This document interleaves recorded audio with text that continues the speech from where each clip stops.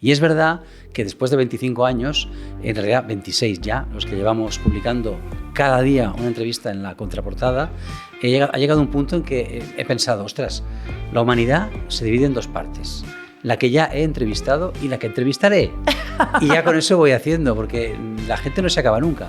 Siempre hay gente en el mundo a la que entrevistar. Lo que pasa es que tienes una suerte. A mí me gusta mucho cuando él me comentó cómo surgió esto de la contra de la vanguardia. Porque claro, el gran punto y coma de tu vida es cuando te dicen, puedes hacer una entrevista jugosa, graciosa, si se quiere lúdica, con información, por supuesto, de lo que quieras y a quien quieras. Es verdad. Y siempre. O sea, eso es como el sueño de un periodista. O sea, sí. Mueres y caes en la contra de la vanguardia. Punto y coma de la vida es posible gracias a Riviera del Mar y Fortunity 2. Un oasis frente al mar. El privilegio de vivir y pasar tus mejores vacaciones en Puerto Plata, República Dominicana. Air Europa, la línea aérea en la que tú decides tu experiencia a bordo. En Air Europa, tú decides. CAPEX, Centro de Innovación y Capacitación Profesional, en donde transformamos el conocimiento en riqueza. Nadie ha podido escapar de la seducción que produce la última página del diario La Vanguardia, la famosa Contra de la Vanguardia. Es un periódico que desde hace 25 años, ¿no? 25 años se comienza de atrás hacia adelante. ¿Y esto por qué? Pues por 3 periodistas fantásticos que han conseguido fusionar la entrevista informativa con la entrevista de interés humano, el rigor con el humor, con unas entradillas que están llenas de gracia y de poesía. Yo tengo la suerte hoy de inaugurar la segunda temporada de Punto y Coma de la Vida con uno de estos 3 fantásticos, mi preferido, todo hay que decirlo, porque además es escritor, es un viajero incansable, es un curioso de la vida y de la gente. Y desde hace unos cuantos años ha enlorquecido con la figura de Federico García Lorca. No puedo estar más feliz, Víctor Amela, bienvenido. Encantado, Gabriela, espero traerte mucha suerte en esta segunda temporada. Claro que sí, yo creo que además, todo hay que decirlo, tenemos seguidores de muchos sitios diferentes, hay muchos españoles, muchos colombianos, muchos, el otro día nos sorprendíamos, mexicanos, saludo a México. Saludo a México. México, tequila ¡Viva para los México! ¡Viva México siempre!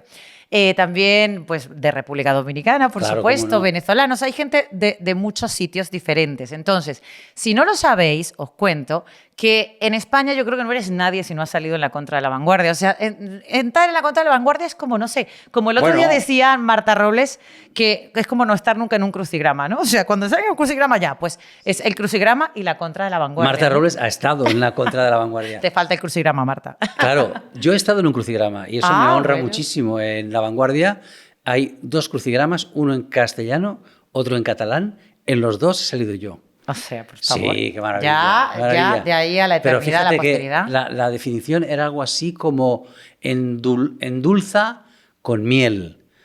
En catalán, endolça amb mel, amela, porque mi apellido es Amela. Claro. Que en catalán es la conjugación del verbo endulzar con miel, amelar, ¿no? Amelar. Así que ahí está. Y el otro era, la vertical era periodista, no me acuerdo. Escritor estupendo y maravilloso, que muchas gracias. Tenemos aquí hoy en Punto y Coma de la Vida. Como sabes, Víctor, por cierto, ¿qué es lo que tenéis que decir? Que suscribiros, darle a la campanita, que es muy importante, que os enteréis de todas las novedades que hay aquí, que va a ser mucho, porque esta segunda temporada se viene muy bien y comienza estupendamente bien. Vamos a ver. Vamos a ello. ¿Sabes que Punto y Coma de la Vida nace con la idea de preguntaros cuál es ese momento, esa pausa más larga que una coma y más corta que un punto, en el que te has tomado un tiempo para reflexionar y para recalcular el camino?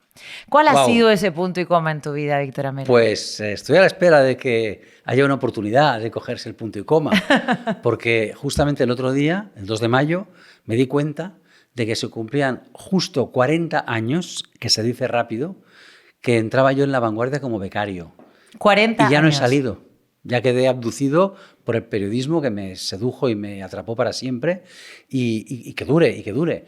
Pero fíjate qué curioso que dices que cuando te pregunto por el primer punto y coma de tu vida, inmediatamente te lleva al periodismo. Sí. Con lo cual para ti es muy difícil separar lo que es tu vida de la profesión. Gabriela, ¿no? el día 2 de mayo del 84, cuando yo pisé esa redacción, por la noche, cuando volví a casa, me dije, yo no puedo vivir fuera de ese lugar. Yo no puedo soportar la idea de que no me digan quédate.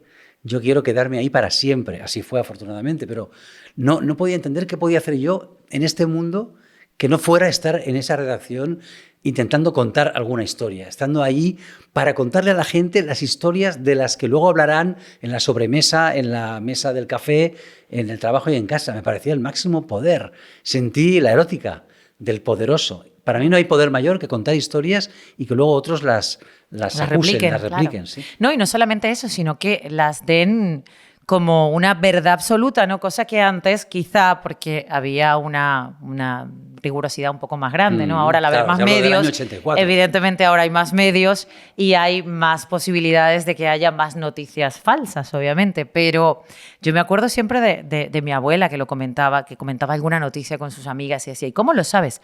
Lo han dicho en la radio, claro, o lo he leído en tal periódico, eso iba a misa. Ha salido en La Vanguardia. Claro. Yo siempre digo que hasta que no salga en La Vanguardia no es noticia, ¿eh? O sea, no hagáis caso de nada que no haya salido en La Vanguardia.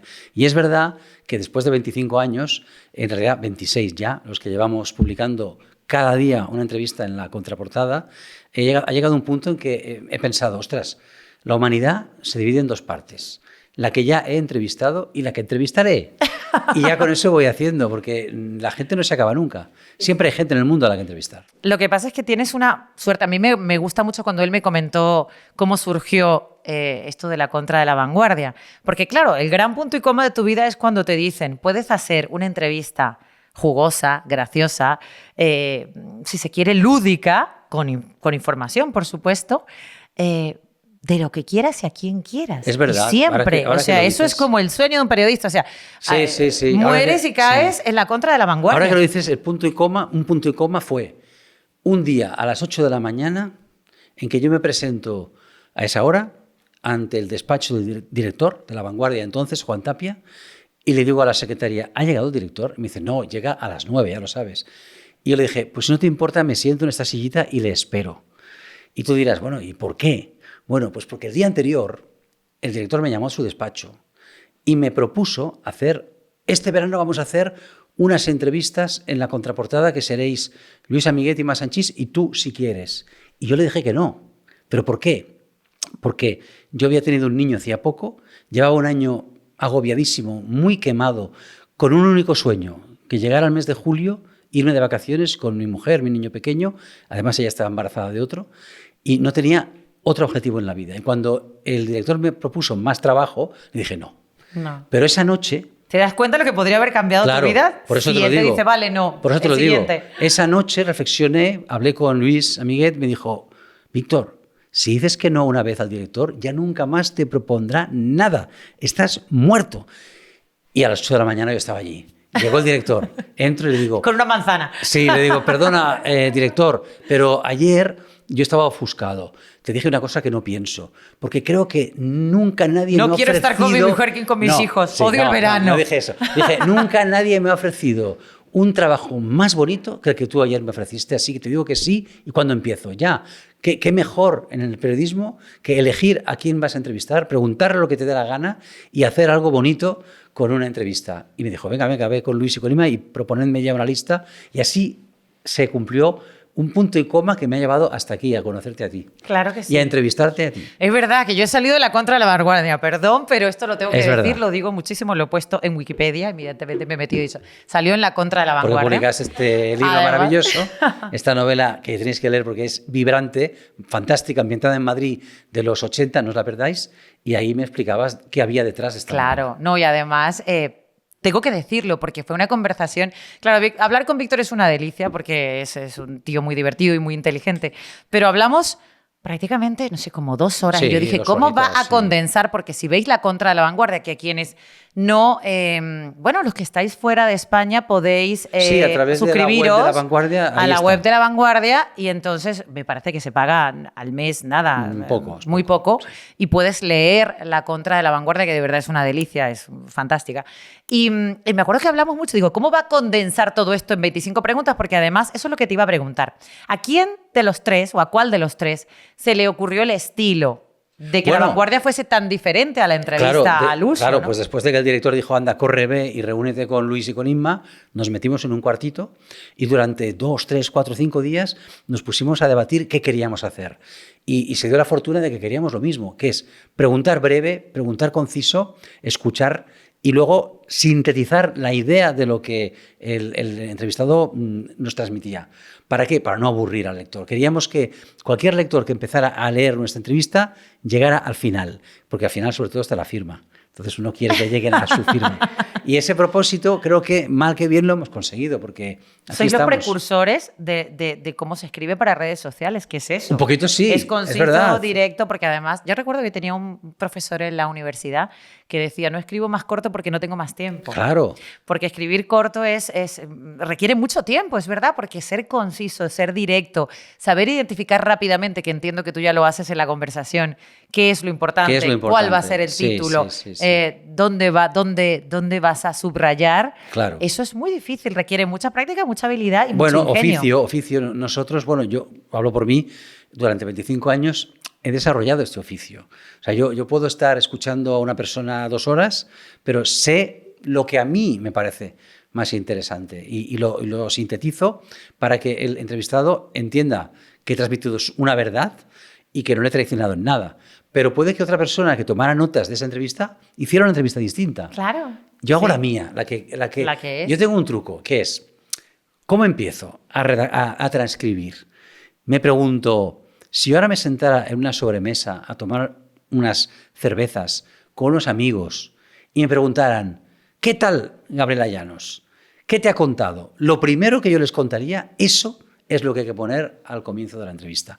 Y a partir de ahí que cuelgue todo de ahí, hasta un final que tenga alguna pequeña revelación o que deje un buen sabor de boca, ¿no? Pero y por el camino que vayan pasando cosas. No, porque además yo me imagino que no seré la única, pero recuerdo que te hace preguntas, tú haces preguntas muy directas, Víctor dice como, ¿cuál es tu inclinación política? Entonces, claro, uno va, bueno, yo, o ¿cuál es tu inclinación, qué religión practicas?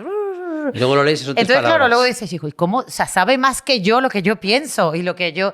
De repente ya las veces que me han vuelto a preguntar lo mismo ya lo tengo clarísimo porque ya vuelvo a la entrevista de La Vanguardia, ya me he leído a La Vanguardia y ya sé cómo ser directa, ¿no? Además recuerdo mucho ese título de mi entrevista que decía, yo recuerdo que te conté una historia de que yo había cambiado mucho de países, de que me había mudado muchas veces, que había cambiado mucho, ¿no? Porque claro, cada cambio de país es una reinvención, una recolocación, ¿no? Un punto y coma.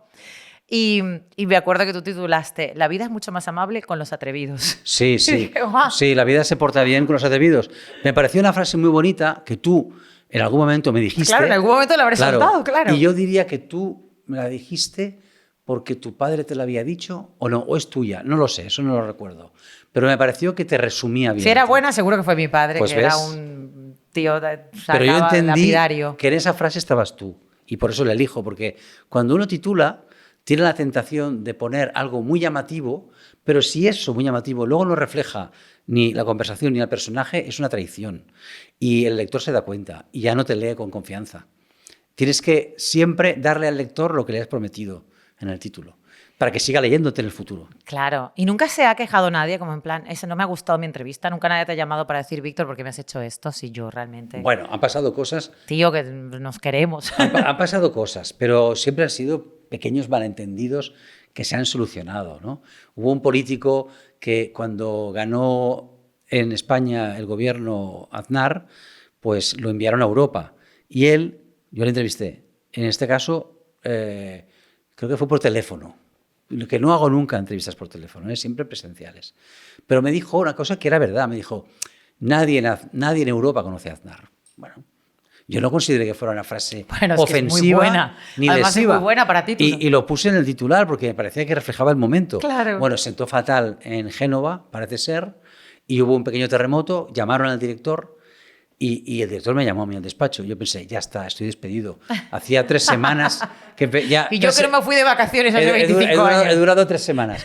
Pero después de interrogarme un poquito el director, oye, ¿cómo ha sido esto? Y contarle yo cómo había sido y por qué, se rió y me dijo, que se jodan, perdón, pero en el fondo le hacía Perdón. En el fondo le hacía ilusión al director, que era muy amigo de Felipe González. Le hacía ilusión haber fastidiado a gente de Génova, del PP. Pero y no me pasó nada. Le iban el sueldo pero a lo mejor regañarte, a lo mejor si le hubiera molestado a un amigo suyo, yo no estaba aquí, ¿eh? No lo sé. No, a veces pasó. Ocurre eso, ¿no? Hay un riesgo, pero es como cuando te estaba comentando que yo saco los reels de aquí de este programa. Obviamente, tengo que sacar lo que llame la atención al mayor número de gente, que probablemente hay mucha gente que te conoce, pero otra que no. Entonces, hay que buscar, pues eso, la chicha, ¿no? Entonces... Otra cosa es que publique yo una entrevista, como publiqué un día de Navidad, en el que yo entrevistaba a un señor experto en cultura egipcia, que me venía a decir que la cultura egipcia había inspirado a los evangelistas y que Jesús no existió, que es una creación literaria basada en cuentos egipcios que él había traducido. Bueno, claro, titulé Jesús no existió, entre comillas. Y claro, eso el día de Navidad, encima de la mesa de las familias bien pensantes, creyentes y que iban a la misa del gallo, pues creó un cataclismo tal... Claro. Que... La próxima eran los Reyes Magos o los padres. Sí, imagínate. Bueno, gente que se dio de baja de suscripción y el director, que era otro, que vino luego, me dijo, ¿ves esto? Y me enseñó unas carpetas encima de su mesa. Eran cartas de lectores muy ofendidos, de los suscriptores. Y yo ahí me vine abajo y le dije, como comprenderás, yo no pensé que generaría esta ofensa, yo lo siento. No, que iba a ser algo llamativo, obviamente, sí, porque te llamé a leer la entrevista. Era muy interesante, me hacía reflexionar, oye, ¿cómo se originó todo el relato sobre la vida de Jesús? Y me dijo, no, ya imagino que ha sido sin querer, porque si no, no estaríamos hablando en estos términos. O sea, habría recibido la carta de despido. No pasó nada, por suerte. Pero en esta época, por ejemplo, de mucha indignación, donde todo nos indigna, donde hay que tener cuidado de no ofender a este, al otro, a tal minoría, a tal otra minoría, tal... ¿Cómo lo llevas ahora? Porque ahora es mucho más difícil. Bueno, ya después de Jesús no existe, supongo que ya le perdiste el miedo a todo. Yo toqué el techo. Pero... La Vanguardia es un diario, digamos, de gente creyente, ¿eh? Y de hecho, una cosa que molestó a muchísimos lectores fue que preguntáramos siempre las creencias religiosas, como te pregunté a ti. Sí. ¿Por qué? Porque entonces el lector de La Vanguardia se dio cuenta de que la mitad de la humanidad no creía en Dios, cosa que no había pasado por sus cabecitas. ¡Vaya, por Dios! Y eso yo estoy orgulloso, porque creo que abrió la mente del lector de La Vanguardia, que pensó, bueno, estoy en este planeta con gente que cree otras cosas. Tendré que, claro, y eso que es bueno. coexistir. Eso es bueno. Entonces, en La Vanguardia hemos tocado ya tantos palos y pisado tantos callos y hablado de tantas cosas raras que es como un poco un espacio que tenemos bula. Me da la impresión que de los tres tú eres el más cañero, o sea, el más incisivo. Bueno, ¿puede ser? No lo sé. Yo creo que soy el más travieso, más juguetón. Pero Pizpireto, sí. Pero no tengo la intención tampoco de cambiar el mundo ni de dinamitar nada. No. Soy tranquilo, yo soy tranquilo. Pero me gusta divertirme. Eso no, sí. Y yo creo que te gusta la gente, porque si no, lo que dices de la entrevista personal, o sea, el hecho de mirar a la gente a los ojos, de ver cómo se mueve cuando te dice algo. Bueno, además también todo esto ocurre porque Víctor Amela es escritor. Víctor Amela tiene, ahora está firmando y presentando, la novela es del año pasado, ¿no? Sí, ya tiene un añito y medio, pero bueno, es mi último hijito. Pero este es el último, pero me gustaría volver un poquito atrás. Sí, lo que tú quieras. Y hablar del primer hijo, hijo literario. Sí, que sería un punto de coma en la vida también. Sí. Porque, como dije en la presentación, él está enloquecido por Lorca. Sí. Porque de repente un día, en una comida familiar, creo que fue así, sí. Tu abuelo te dijo, sí. Y pensar que yo pude salvar a Lorca. Fue cuando yo era muy niño, yo tenía 10 años y a veces pasaba fines de semana con mi abuelo, que era de Granada y que había hecho la guerra civil, pero nunca contaba nada, no decía ni mu, era un hombre muy discreto. Y yo tampoco me atrevía mucho, porque era un niño y no sabía nada yo de la guerra y ni de nada. Yo leía tebeos y una noche, yo creo que él, al ver un nieto que lee, pues tuvo la impresión de que quizá a mí sí podía decirme algo que no había dicho nunca a nadie. Sí, que podríais comunicar. De algún modo, ¿no? Aunque ya te digo, era muy discreto y muy reservado, ¿eh? Y tenía miedo, seguramente, porque sabía que vivía en una España, te hablo del año 70, que estaba todavía bajo el yugo del caudillo, ¿no? De Franco. Y era muy discreto y no decía nunca nada, las paredes oyen, ¿no? Pero esa noche, cuando dijo a dormir y fue apagando las luces del saloncito del comedor, muy humilde, un piso muy humilde del Extrarradio de Barcelona, yo pasé delante de él hacia la habitación y en la oscuridad oí su voz detrás de mí, que dijo una sola frase, que fue: yo pude salvar a Lorca. Claro, Ese imagina título- la situación. O sea, tu abuelo te dice que él pudo cambiar la Yo pude salvar a historia de Lorca, la claro, literatura. claro, y de España. Porque estamos hablando de Federico García Lorca, Sí, sí. de los poetas más importantes. Claro, pero yo en ese momento no sabía nada. Españoles, claro. Entonces tu abuelo te dice, yo pude salvar a Lorca. Claro, ahora todos os estáis preguntando cómo y por qué. Claro, pues leed la Pues novela. para eso hay que leer una novela que se llama Yo pude precisamente salvar a así. Lorca. Yo pude salvar a Lorca, Sí. de el señor Víctor Amela. Es una novela realmente emocionante. Bueno, fíjate, esa novela la publiqué en el 2018 y te estoy hablando de un episodio del año 70, o sea que me demoré como 50 años, ¿no? ¿Pero por qué? Primero por ignorancia, yo no sabía ni quién era Lorca ni qué había hecho mi abuelo en la guerra. Pero a medida que pasaban los años fui sabiendo cosas, mi abuelo muere, me da mucha rabia que se muera sin yo haberme atrevido a preguntar, viajo a Granada, empiezo a entrevistar a gente, busco el lugar donde mi abuelo había nacido, donde mi madre había nacido, y voy descubriendo cómo él pasaba gente de la montaña de la Alpujarra a Granada para salvarles la vida, porque el bando republicano, los que eran de derecha, estaban en peligro de muerte, y en cambio en el bando azul, dentro de Granada, los que corrieron peligro de muerte fueron los considerados rojos, como Lorca. Y una noche conoce a Luis Rosales, que es quien acoge en su casa a Lorca. Y pasa una noche mi abuelo con Luis Rosales y con Lorca. Y hasta 2 noches, según cuento en mi novela, y urden un plan, que es sacar a Federico de Granada y pasarlo al bando republicano. Pero unas horas antes de que ejecuten este plan, sucede la desgracia de que irrumpe en esa casa Ramón Ruiz Alonso, que fue el que detiene a Lorca, lo lleva al gobierno civil y ya sabemos lo que pasa. Ramón Ruiz Alonso, por cierto, con los años sería padre de 3 actrices. ¿De quién? Emma Penella, Ah, Terele Pávez y Elisa Montes. 3 estupendas actrices. Que ya están muertas todas. Sí. Bueno, Elisa Montes vive todavía, creo. Pero que podéis ver sus películas y 3 personas muy importantes. Y yo reconstruyo en la novela al detalle, al minuto, todo lo que pasó en esos trágicos días y luego alguna proyección ya con la familia de mi padre, porque esto es la de mi madre, y cómo la guerra acaba uniendo, por desgracia, a las personas, ¿no?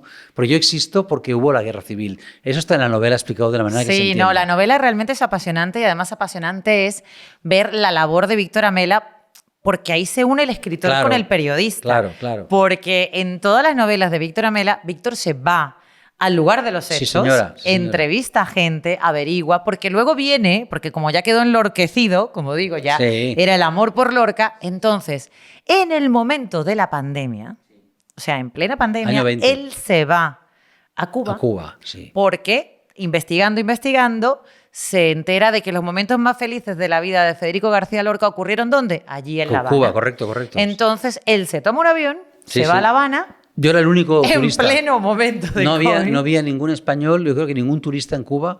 Todos íbamos todavía con mascarilla. Floridita estaba cerrado, la bodeguita de en medio cerrado y todos los lugares turísticos cerrados. Incluso intenté ir al teatro, que se llamó muchos años García Lorca, ahora se llama Alicia Alonso, que está ahí en el Parque Central de La Habana. Compré el billete para ver un ballet cubano, pero la tarde antes me lo cierran porque no se queda la pandemia. O sea que solo pude hacer una cosa esos días, investigar. Enlorquecerte más. Enlorquecerme más. Y el resultado es este libro. Este libro, Si yo me pierdo, yo lo recomiendo porque además, claro, Víctor Amela es personaje dentro de Aparezco la yo novela, ahí, sí. claro. Además me gusta mucho porque da mucha angustia cuando no puede salir, está encerrado en el Eso hotel. es. Entonces le persigue una persona para ver si se ha hecho la prueba o Me no se ha escapo, hecho la me escapo, prueba. sí, sí. Se escapa. Es muy interesante porque además está intercalado lo que ocurre en Año 2020, 30, 2020. con lo que le pasa a Federico, lo que Federico va descubriendo. Y es un libro feliz. Sí, porque claro. Porque todos Lorca fue conocemos la feliz. historia, claro, Claro. y el desenlace tan terrible, ¿no? Pero este es un momento de, Claro. de mucha felicidad y de... Creo que consigues captar toda esa felicidad que hay en Cuba todavía, pase lo que pase Sí. y la situación política sea la que sea, en Cuba la gente hay felicidad, Bueno, ¿no? lo que descubre Federico en esa isla es que es España, porque él se siente, él dice, La Habana es el amarillo de Cádiz con 1 grado más, es el rosa de Sevilla tirando a carmín, es el verde de Granada con una leve fosforescencia de pez. Son palabras literales de Federico. Se enamora de La Habana por la arquitectura, por las iglesias barrocas. Él viene un año de estar en Nueva York, donde dice los templos protestantes están muertos, no hay nada, no hay imágenes. Y él se siente otra vez en España, porque Cuba era y es España. Los cubanos se sienten españoles, lo dicen. Me vuelvo a español, se sienten españoles. Entonces él ahí conecta con la raíz de su cultura, habla español. En Nueva York no podía hablar una papa porque no sabía inglés. Intentaba aprender, mentira, no aprendió nada. Entonces, no solo es eso, sino es el clima, la sensualidad. Él dice, aquí he visto a las mujeres más bellas del mundo porque todas tienen alguna gota de sangre negra. Y cuanto más negra, mejor. Él dice mujeres, pero hemos de entender que eran mujeres y hombres. Claro. Porque él no le hacía ascos a nada y disfrutaba de la vida, de las vírgenes, de los negros, de las negras, del ron. O sea, él inventó un cóctel en el Floridita. ¿Sabes qué inventó? ¿Cuál? Lo he encontrado el documento, el dato, alguien que lo cuenta. Pues le dijo al barman que era de Cataluña, era Constantí Ribalaigua, el que luego le serviría a los de Quiris a Hemingway, pero ya estaba allí. Le dijo, combina, por favor, ron de Santiago, de Cuba, con champán. Entonces lo combinaron, lo probó, le encantó y dijo, ahora hay que ponerle un nombre, hay que bautizarle. Y como a nadie se le ocurría nada, él dijo, ya lo tengo, bomba española. Bomba española. Un día hemos de brindar tú y yo con bomba española. Claro que sí. Ron con champán. Yo la verdad es que este libro además tiene algo muy interesante y es que se puede ir a los lugares, claro, como lo hizo Víctor Amela, pero también el primero se puede ir a los lugares. Nosotros con la marca cultural que tengo con una socia dominicana, Coordenadas Literarias, hicimos un recorrido de las huellas de Lorca por Sevilla, de las huellas de Lorca por Sevilla. Granada, con nuestro querido Fernando Marías, es verdad. Y creo que es precioso ver los lugares y ver dónde ocurrieron las cosas. Claro. O sea, estar en el lugar donde Lorca hizo el primer festival de Cante Hondo. Claro. Y estar allí viendo una película, además de Fernando Marías, que se llama La Luz Prodigiosa, y que tú nos estés contando que tu abuelo pudo salvar a Lorca. O sea, era mágico aquello. Pues sí, era de verdad bonito. que se pueden vivir momentos muy interesantes y no hace falta irse, que también con leyendo viajas. leer tiene esa maravilla. Claro. Y es que uno viaja. Efectivamente. Y es así. Viajas en el espíritu, pero si alguien quiere un día ir a Cuba con este libro en la mano, es una guía, porque al final he puesto... Y de la mano, Víctor Amela de la otra mano también. Claro, ¿por qué no? Claro, pero he puesto ahí un mapita de los enclaves que van apareciendo en los capítulos de la novela para quien quiera ir a pisar, pues donde Federico se tomaba los helados. Las bombas españolas. Sí, la bomba Copelia, española, la famosa heladería Copelia. No existía. Copelia ¿No es creación existía? de Fidel. No, Ah. no había una heladería que está en Neptuno con Parque Central, que aún existe, pero creo que está todo cerrado, donde él se tomó la champola de guanábana. Anda. Champola de guanábana es un batido muy frío de guanábana, que es una frutita que aún no he probado. ¿No has que probado se la ve- guanábana? No. Y se ve que cuando estuve en Cuba no había manera. No la Eso tenía hay en que ningún lado. solucionarlo, Hay que ¿no? solucionarlo. ¿A que sí, Carlina? Aquí me han dicho sabemos lo que es la guanábana. Que es ácida y dulce a la vez. Que se Es ve que ácida, buenísima. dulce y además la guanábana es como, o sea, fea Sí. a la vista, pero luego cuando la buenísima de ves, sabor. qué asco me va a dar esto, luego no te puedes despegar. Pues Federico se Iba a hacer una enamoró. comparación, pero no voy a hacer ninguna. Se enamoró, ya te he entendido. Federico se enamoró de la champola de guanábana. ¿Por qué será? Ala. Le encantó. Sí, Federico, sí. Federico ahí. Sí, sí. Te quería hacer unas preguntas un poquito más personal. Así Vamos en tu allá. vida personal, ¿cuál ha sido el punto y coma? Probablemente, no sé, los hijos, la pareja. Bueno, claro, en la vida de una persona hay puntos y comas que tienen que ver pues, con lo sentimental, ¿no? Pues punto y coma puede ser, por ejemplo, el día en que me caso, o el día en que tengo el primer hijo de 2, o el día en que me descaso. Elige, porque es que si me pinchas... Si te pinchas, hay tema, Claro, ¿no? Hay tema. claro. Pero sí. Pero, ¿qué crees realmente? Bueno, yo me imagino, no soy madre, ¿no? Pero me imagino que el tema de los hijos es Claro, porque yo no quería. una de las decisiones quizás más importantes que puedes tomar en la vida y si encima no, la yo tomaste... yo no quería. Yo le decía a mi mujer, no, yo soy hijo. Yo soy hijo. Entonces, ¿cómo un hijo va a ser padre? No puede ser. Yo Pues soy hijo. entra. O sea, yo me sentía, creo que les pasa a muchos hombres, más hijo que otra cosa. No me concebía a mí mismo como padre. Pero, bueno, ella insistió y también me engañó un poquito, para bien, porque concebimos a un hijo. Y entonces, cuando ya ves a tu hijo, dices, es mío. Y mira lo bien que ha salido, ¿no? Mira lo bien que lo hago todo. Y ya entonces ya te vas a por el otro. Y entonces paseas al niño por la calle diciendo, Miradlo, qué guapo es.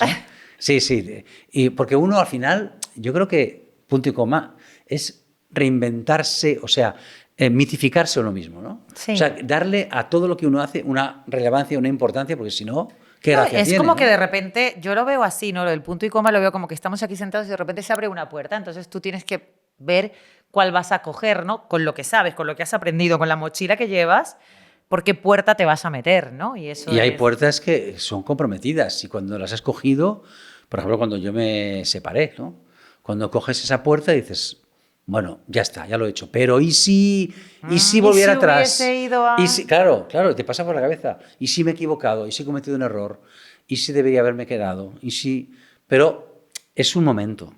Porque enseguida yo al menos me digo, no, adelante con los faroles. O sea, has tomado esta decisión y sigue con ella hacia adelante, que ya te llevará a otra bifurcación. Oye, ya tendrás un problema luego. Víctor, ¿y sigues enloquecido o lo próximo que vas a escribir no tiene que ver con Lorca? Bueno, creo que ya he cumplido mi deuda con tu abuelo con mi abuelo, con Lorca sí, y con Cuba. A mi abuelo lo he hecho inmortal, porque el señor Manuel Bonilla, que no era nadie, era un hombre anónimo, discretísimo y ignorado, ahora es un personaje de novela, por lo tanto ya es inmortal. Claro que sí. Todo lo que está en una novela es inmortal. Claro que sí. Y en este caso, pues he inmortalizado una parte de la vida de Federico que no se cuenta, que es la parte en que fue feliz. Porque cuando alguien le dice a alguien Federico, enseguida viene muerte, tristeza, tragedia, injusticia, pero es que la vida de Lorca fue maravillosa. Él era un disfrutón. Él decía, el mundo es un espectáculo constante y no disfrutarlo es pecar. Fíjate, decía él, ¿no? Y decía, el día que uno deja de luchar contra sus instintos, ese día se empieza a ser feliz. Él lo sabía por su experiencia propia. Entonces yo he aprendido Sí, pero mucho. es extrapolable a tantas cosas, ¿no? Claro. El día que dejas de luchar contra tus miedos, contra tus prejuicios, contra tanta carga impuesta que ni siquiera es tuya, ¿no? Sí. Hablando de eso, ¿has tenido algún punto y coma impuesto? Es decir, bueno, ya me dijiste que quizá el hijo, ¿no? Que era como, bueno pues llegó. Pero todo es para bien, todo es para bien. Sí, o sea, nunca dices, esto me tocó y bueno, pues a pechugar, arremanguémonos. No, pero no sé si es porque no me ha pasado que me ha caído nunca nada impuesto, que puede ser. Me considero afortunado. Eso te iba a decir, eres un tipo afortunado. Es que Víctor lo soy, Amela. pero ser afortunado también tiene que ver cómo tú interpretas lo que te pasa.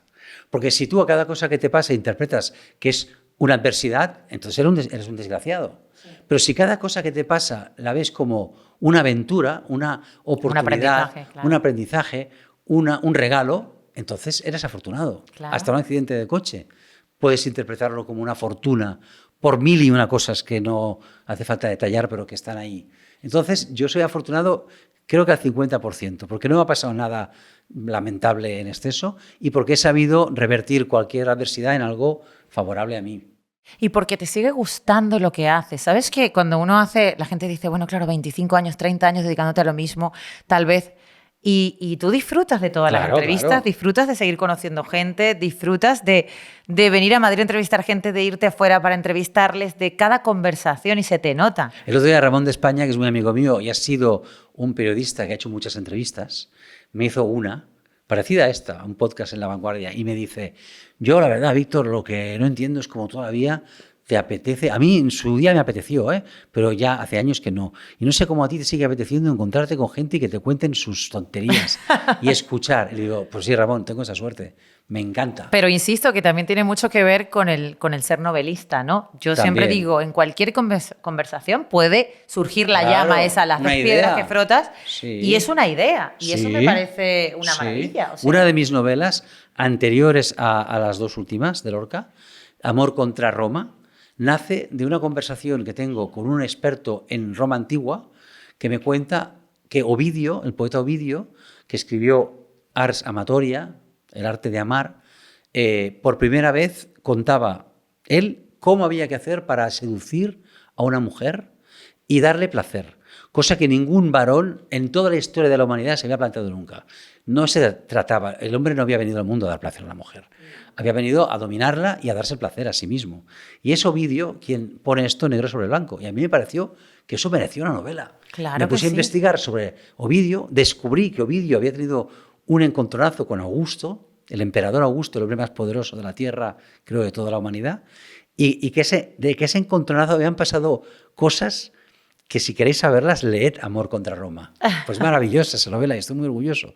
No fue muy leída, pero estoy muy orgulloso, ¿no? Porque ahí es una lucha entre el poder y la poesía, Claro. entre el poder y el amor. Y en primera instancia vence el poder, porque siempre en primera instancia vence el poder. Y el pobre Ovidio es desterrado al Mar Negro. Pero 2000 años después, ¿de quién estamos hablando? ¿Quién ha vencido?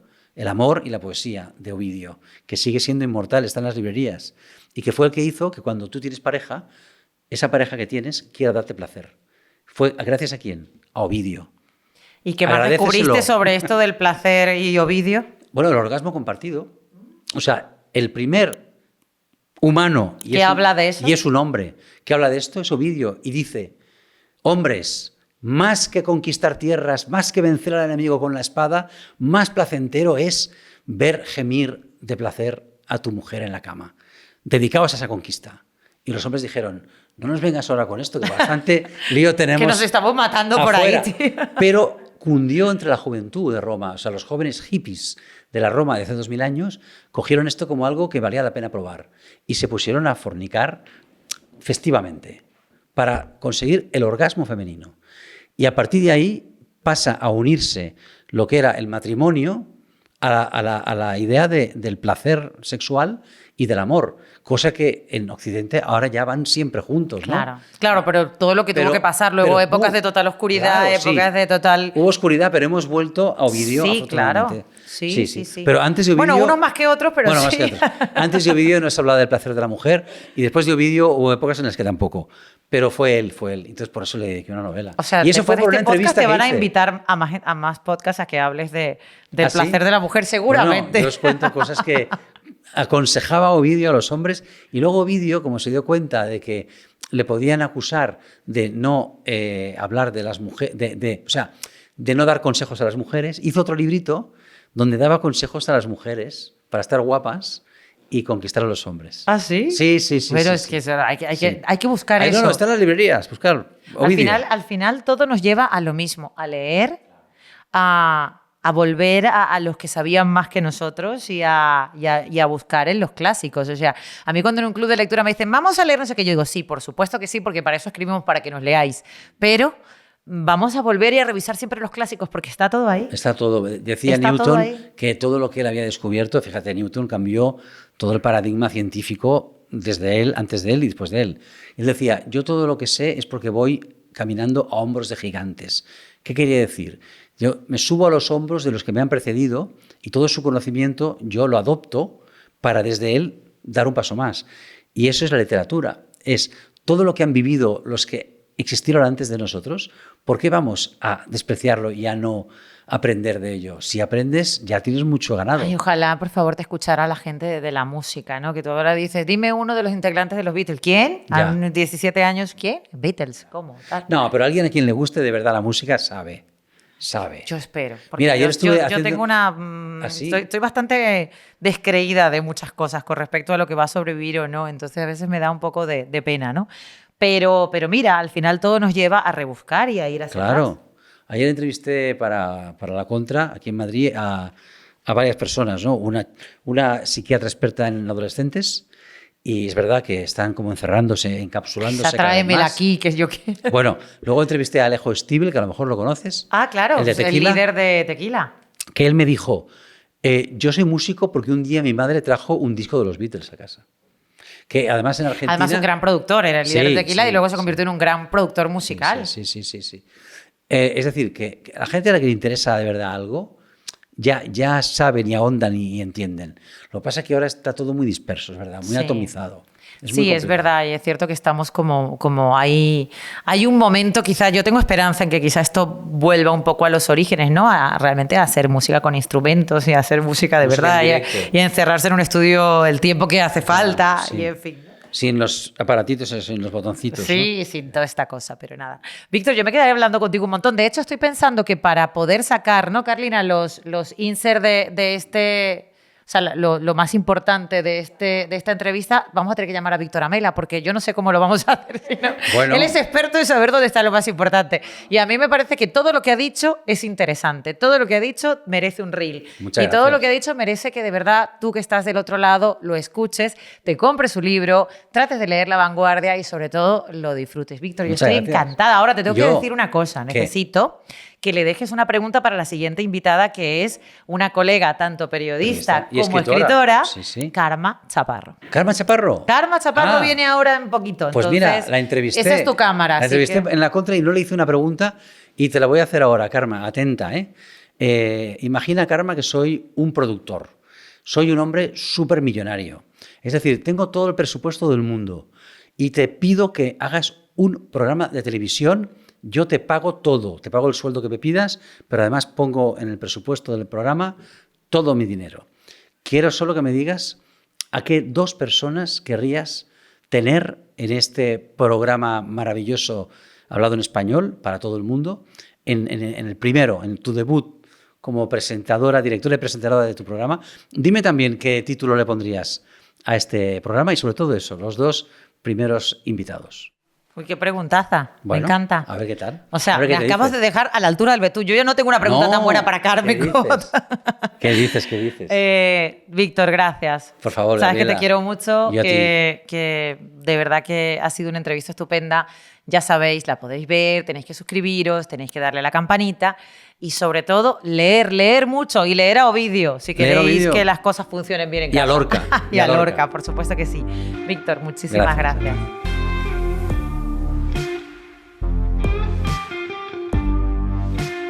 Vengo en defensa del punto y coma, que como sabéis es una pausa más larga que una coma y más corta que un punto y seguido. Es un poquito subjetivo su uso, así que te voy a dar 3 fórmulas con las que nunca te vas a equivocar. Número 1, cuando estás utilizando oraciones que están muy relacionadas entre sí. Te pongo un ejemplo. Llegó a casa tarde, abrió la nevera, la cerró sin tomar nada y se tomó un café. Punto y coma. Estaba desolada. Uso número 2, cuando vayas a enumerar oraciones que también incluyan comas. Te pongo un ejemplo. El equipo azul, coma, contra todo pronóstico, coma, hizo su peor partido de la historia. Punto y coma. El equipo rojo, coma, siendo el último clasificado, coma, se fue directo a casa. Y luego tenemos el uso más común, que es el punto y coma delante de las conjunciones adversativas, pero, aunque y más. Te pongo un ejemplo. Tomó su decisión y no miró atrás. Punto y coma. Pero le costó mucho. Por cierto, después del punto y coma, la palabra siguiente que vayas a escribir tiene que ir en minúscula, salvo que sea un nombre propio. Y el plural no es puntos y comas, sino es punto y comas o los puntos y coma.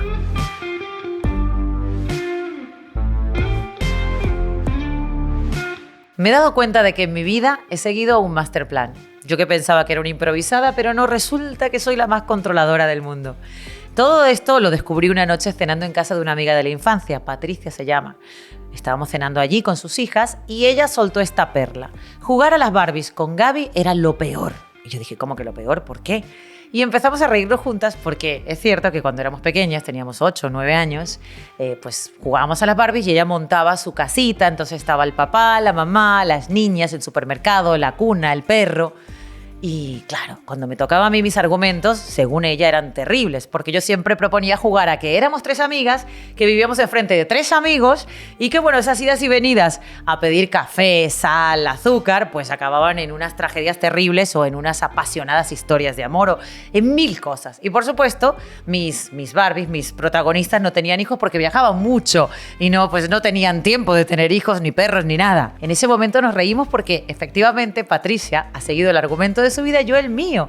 Es decir que, sin darnos cuenta allí, a los 8 años, estábamos las 2 trazando nuestro destino. Así que, atención, ponedle mucho ojo a los juegos de vuestros hijos porque probablemente ahí esté su futuro. Punto y coma de la vida es posible gracias a Riviera del Mar y Fortunity 2. Un oasis frente al mar, el privilegio de vivir y pasar tus mejores vacaciones en Puerto Plata, República Dominicana. Air Europa, la línea aérea en la que tú decides tu experiencia a bordo. En Air Europa, tú decides. CAPEX, Centro de Innovación y Capacitación Profesional, en donde transformamos el conocimiento en riqueza. Punto y coma. signo de puntuación. Una pausa más larga que una coma y más corta que un punto. Eso dentro de un texto. Pero en la vida, ¿cuál es el punto y coma? No tiene que ser la mitad de tu vida, no. Ni siquiera un punto de inflexión ni un revés del destino. Se trata de ese momento preciso en el que nos detenemos a pillar aire. Respiramos profundo, nos remangamos y empezamos a recalcular el camino. Soy Gabriela Llanos y quiero que me acompañes a descubrir el punto y coma en la vida de unos invitados de lujo.